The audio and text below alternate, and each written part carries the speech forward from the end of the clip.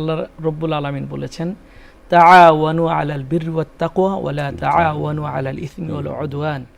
তোমরা প্রত্যেকে পরস্পর ভালো কাজে প্রতিযোগিতা করো, সহযোগী হও। মন্দ কাজে কেউ কাউকে সহযোগিতা করবা না বা প্রতিযোগিতা করবা না।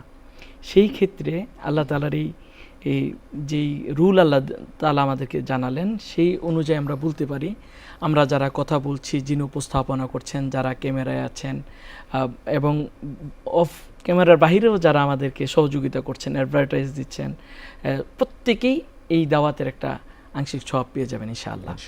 এবং আমরা রাসূলুল্লাহ সাল্লাল্লাহু আলাইহি ওয়াসাল্লামের জীবনীতেও যদি তাকাই, আল্লাহ রাসূল সাল্লাল্লাহু আলাইহি ওয়াসাল্লাম একাকী দাওয়াত দিয়েছেন, যৌথভাবে দাওয়াত দিয়েছেন, কওমকে দাওয়াত দিয়েছেন, বাজারে দাওয়াত দিয়েছেন এবং মসজিদে দাওয়াত দিয়েছেন।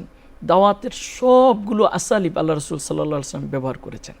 শুধুমাত্র টেলিভিশন নয়, আমরা যারা ফেসবুকে স্ট্যাটাস লিখি, সেটা যদি দাওয়াতি স্ট্যাটাস হয়, তাও আমি সওয়াবের অংশীদার হব, আমি মারা যাব। একটা সময় আমাদের আকাবিররা কিতাব লিখতেন এই উদ্দেশ্যে যে তিনি চলে যাবেন, এই কিতাব যারা পড়বেন ইয়ানতাফাউন নাস, মানুষ উপকৃত হবে, দিন শিখবে, মানুষ তার জীবন গঠন করবে, উনি একটা অংশ পেয়ে যাবেন। ঠিক আজকের এই বক্তব্যগুলো ইউটিউবের মাধ্যমে বা সামাজিক যোগাযোগের মাধ্যমে মানুষ দিন শিখবে।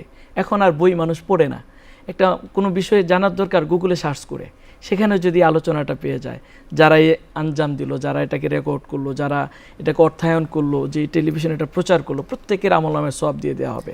এজন্য আল্লাহ রাসূল সাল্লাল্লাহু আলাইহি ওয়াসাল্লাম ও কাজ মেলা থেকেও দাওয়াতি কাজ করেছেন, সবগুলো জায়গাতে দাওয়াতি কাজ করেছেন। তো দাওয়াতের প্রত্যেকটা জায়গায় আমাদের ভূমিকা রাখা উচিত, online, offline, print media, electric media, তারপরে আমার যাতায়াত, আমার ব্যবসা বাণিজ্য, সব জায়গায় আমাদের একটা উদ্দেশ্য যেন থাকে, আমরা দাওয়াতি কাজ করব। ধন্যবাদ আপনাকে, খুব সুন্দর করে আপনি উপস্থাপন করেছেন, জাযাকুমুল্লাহ খাইরান।